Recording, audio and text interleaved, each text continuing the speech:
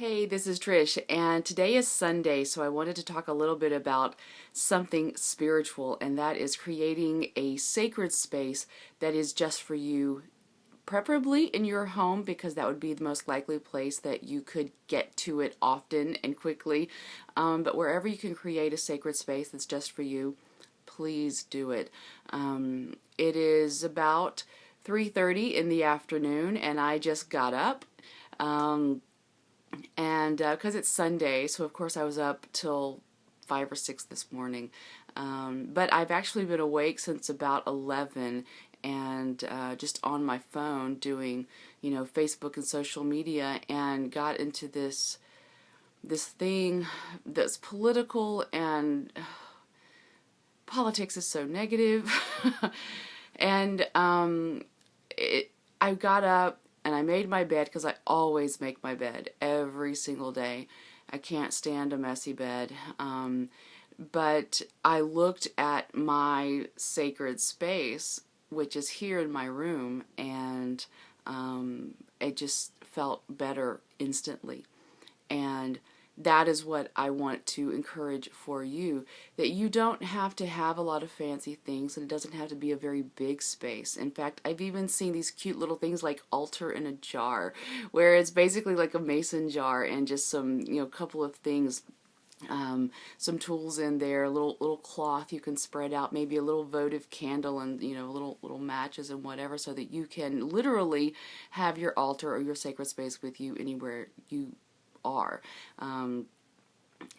And it just reinforced how important it is to have a space where you can divest yourself of all the negativity that surrounds us. The news is negative, politics is negative, the assholes you work with are negative, the assholes in your family are negative, the next door neighbor who, decides to, do his weed eating at 8 a.m. on a Saturday when you're trying to sleep. Wow, what an asshole. And so it's just really good to be able to just have that emotional and spiritual reminder that you can just look at something in your room and suddenly you're in a safe space and a sacred place within yourself, and that comes from having a sacred space somewhere in your environment. Now, for me, the most sacred space is going to be anything outdoors, most likely a forest. Anything woodsy is going to be a sacred space for me. But I don't live in the woods. I live nearish the woods, but it's illegal to sleep there overnight.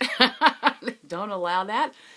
So, here in my room, I have some statues, and I have candles, and I have incense burners, and of course all sorts of witchy pagan things. But the magic is not actually in the tools. The magic is in you and what you bring to them. But what those tools do is they are a physical reminder of what you're supposed to be about inside. And with all the other external influences, news, politics, assholes, whatever, Facebook, Twitter, those can be very overwhelming, and it can strip you from who you really are. And so having these things is not about having things that are powerful or magical. The power and the magic is within you, but it's nice to have these little reminders when you need those reminders, to dump the crap of the outside world, all those external influences that don't really matter anyway. So when you need that little pick me up of when you're overwhelmed, as I frequently am, it's just nice to have this sacred space that I can just look at and be reminded of who I am.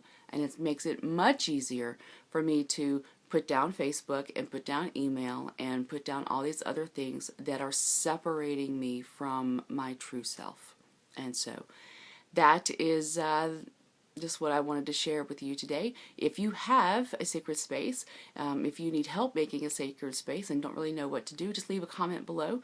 If you already have a sacred space, leave a picture or a video to your sacred space, because it's really important to have this space for yourself, to connect to yourself, and get rid of some of this